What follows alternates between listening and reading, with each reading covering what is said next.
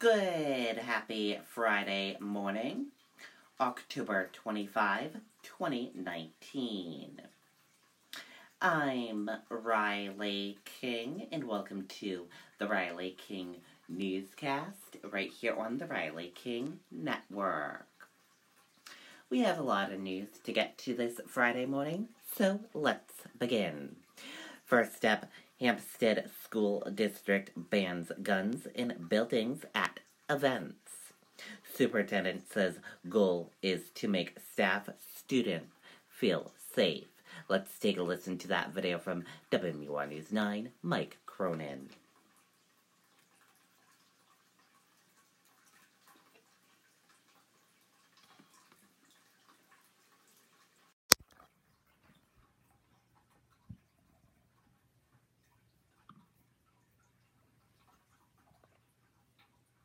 From now on, guns are not allowed inside Hampstead schools while class is in session or at school-sponsored activities. The only exception is on-duty police officers. Hampstead becomes a very soft target now. State Representative Mark Pearson of Hampstead says the schools have made security improvements, securing its doors, but argues this policy doesn't help. Well, I think the Hampstead School Board, like all of us, want to keep our kids safe.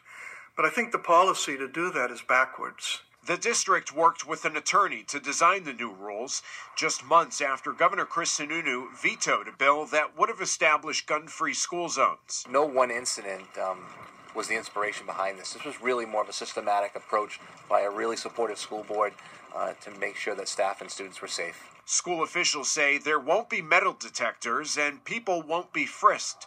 But anyone who violates the policy will be asked to leave. So they'll be escorted out and asked to, put that in the lockbox in your car. And so it's really more of a trespass. You would not be permitted access to the building at some point. I think people are getting up in arms just for the sake of having something to get up in arms over. I think I will support it. Pearson worries there could be consequences. I wouldn't want to advertise who has a gun and who hasn't. I want to keep people guessing so that a person coming to mean harm might think twice about coming. The school district approved the policy on Tuesday. It is already in effect. In Hampstead, Mike Cronin, WMUR News 9.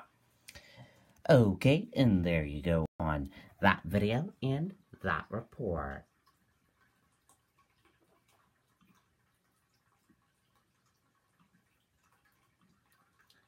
Warren promises Medicare for All plan soon. Candidate draws big crowds in Hanover and Newport. Let's take a listen to the video from WMUR News 9, Adam Sexton.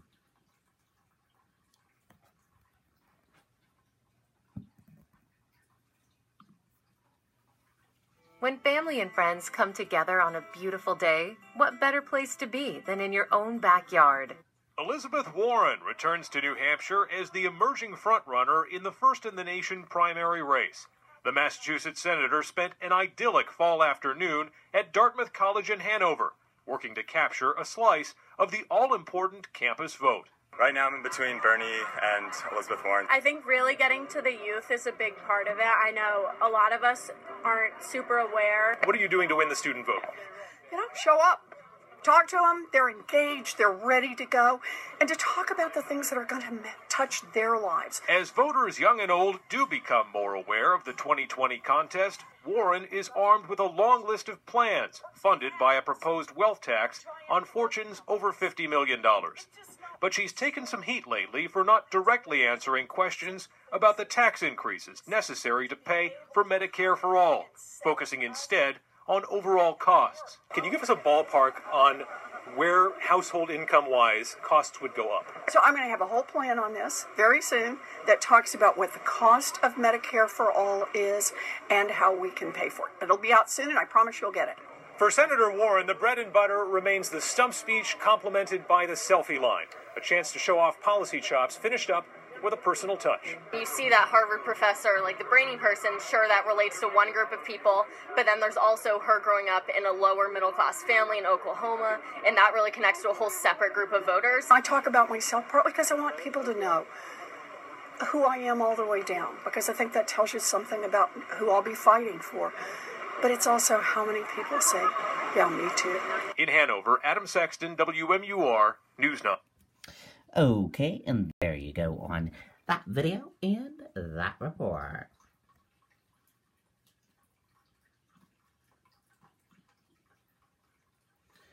Warren praises Dartmouth students for fighting state's voter residency law. Let's take a listen to that video from WMUR News 9, Adam Sexton.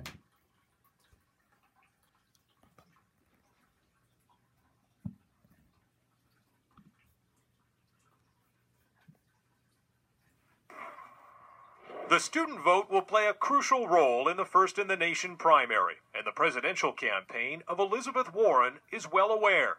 Hanover, home to Dartmouth College, cast more than 4,000 votes in the 2016 Democratic primary. I understand Dartmouth students are in a lawsuit. Dartmouth students are involved in a lawsuit, alleging that the state's new voter residency law amounts to an unconstitutional poll tax.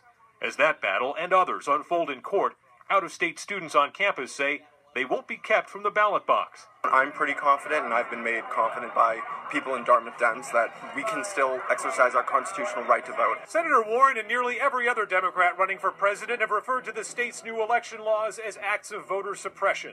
Republicans say it's about election integrity, and their stated goal has been to get out-of-state students to cast ballots back home. Either way, in a close election, it could make a big difference. I think that is the intent, is that the governor of New Hampshire wants to keep students from voting because I assume he's worried they're not going to be voting for his team. And that really worries me. The governor's office pushed back against Warren's claim, saying in a statement that every person who votes here is treated the same, and the new laws merely bring New Hampshire in line with the other 49 states. In Hanover, Adam Sexton, WMUR, News 9. Okay, and there you go on that video and that report.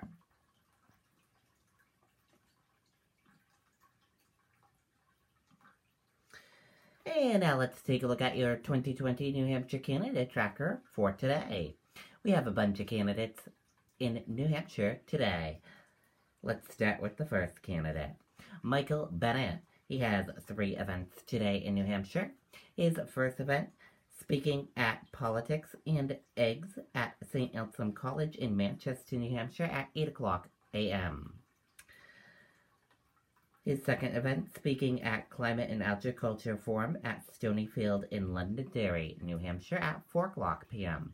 And his third event, Manchester Democrats Countdown to Victory Dinner at the Perryton Conference Center in Manchester, New Hampshire at 6 o'clock p.m. Pete Buttigieg. He has 3 events today in New Hampshire. His first event, discussion on women's economic empowerment at Colby Sawyer College in New Loudon, New Hampshire at 10:30 a.m. His second event, town hall at UNH in Durham, New Hampshire at 3 p.m. In his third event, Manchester Democrats Countdown to Victory Dinner at the Perryton Conference Center in Manchester, New Hampshire at 5:30 p.m. Amy Cullenbulcher has 2 events today in New Hampshire. Her first event, Town Hall at Nashua Community College in Nashua, New Hampshire at 5 p.m. And her second event, Manchester Democrats Countdown to Victory Dinner at the Perryton Conference Center in Manchester, New Hampshire at 7:15 p.m. And Tom Steyer, he has 2 events today in New Hampshire. His first event, speaking at Climate and Agriculture Forum at Stonyfield in Londonderry, New Hampshire at 4 p.m. And his second event, Manchester Democrats Countdown to Victory Dinner at the Perryton Conference Center in Manchester, New Hampshire at 6 p.m. Those are all the candidates that will be in New Hampshire today.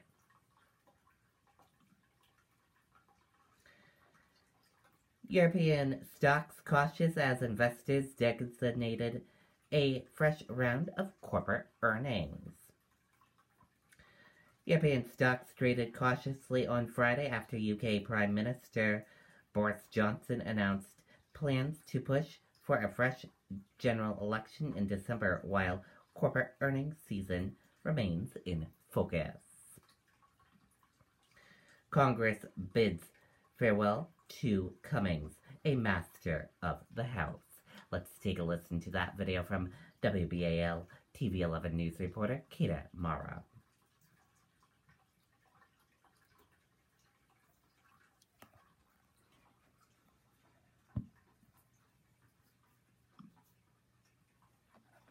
Jones Junction was voted best of Hartford County for car dealerships, and there's 101 reasons why.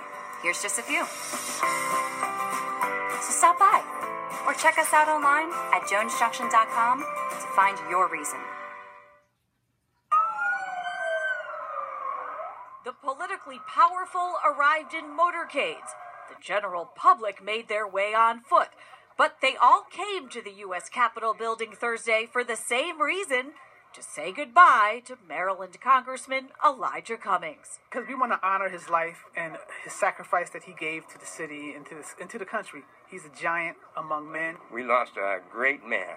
Not a good man, a great man. It was worth taking a day off from work and coming down here to pay honor and homage to that man. He did not stop. He was a go-getter, Representative Elijah Cummings. He didn't take no mess, and he was serious about his business and getting the job done.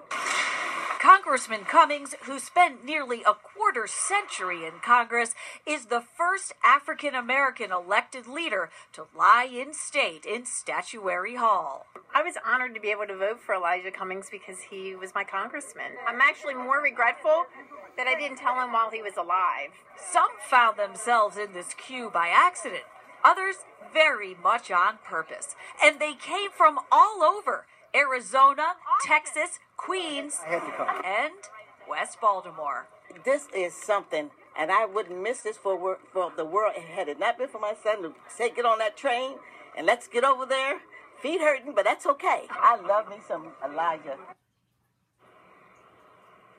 She was one of the first people in for the public viewing, the public paying their respects to the congressman, and the public did that for the bulk of the day and continues to do that now. It is open to the public from 1 this afternoon until 7 o'clock tonight, and Capitol officials say they may do it longer if there are people still waiting in line. If you are coming down here after you watch the news, you enter through the Capitol Visitor Center, which is on the Capitol's east side, basically the side on the other side from the one that you see. Reporting live from Capitol Hill tonight, I'm Kata Mara, WBAL TV 11 News.